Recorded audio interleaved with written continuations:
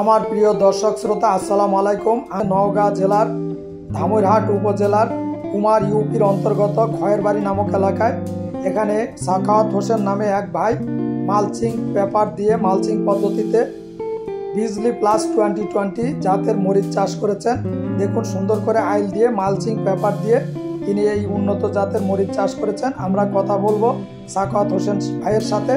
আমাদের সাথে থাকুন, ভিডিওটি লাইক করুন, কমেন্ট করুন এবং ফলো দিন আর ইউটিউব চ্যানেলে সাবস্ক্রাইব করে সাথে থাকুন। কথা বলছি সাখাওয়াত ভাইয়ের সাথে। আসসালামু আলাইকুম। ওয়ালাইকুম আসসালাম। ভাই ভালো আছেন? আলহামদুলিল্লাহ। আপনি ভালো? জি আলহামদুলিল্লাহ, আমিও ভালো আছি।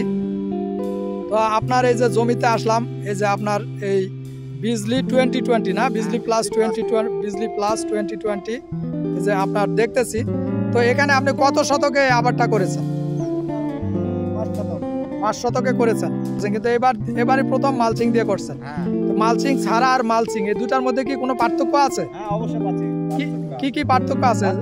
সারের সাশ্রয় কম হয়, মানে সার কম লাগে, সার কম লাগে, ঘাস হয় না, আগাছা জন্মায় না, আগাছা কম হয়, তারপরে হলো সার কম লাগে, নিড়ানি লাগে না, অর্থাৎ সেচের পরিমাণটাও কম লাগে যেহেতু মালচিং পেপার দিয়ে ঢাকা থাকে, তাই না?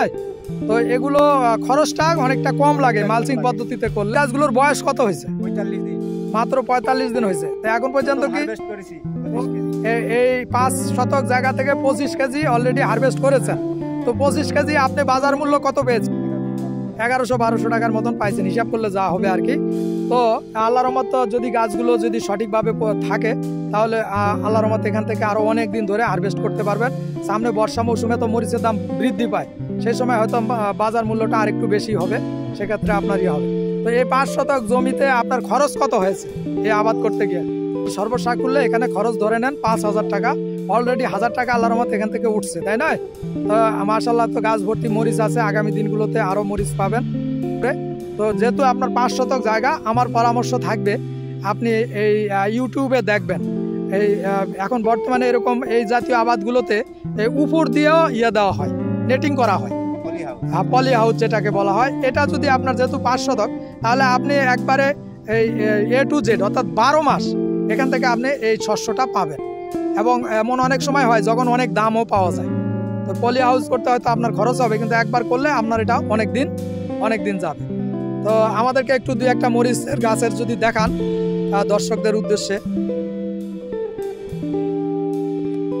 তো দর্শকরা এই যে দেখুন, আল্লাহর রহমত, এটা হচ্ছে এই যে হাইব্রিড জাতের বিজলি প্লাস 2020। মাশাআল্লাহ, এখনো মরিচগুলো ছোট আছে, বড় হয়নি, কিন্তু আপনারা দেখতেছেন যে আল্লাহর রহমত প্রত্যেকটা গাছের গোড়াতেই বা প্রতিটা গিরাতেই একটা করে মরিচ আছে।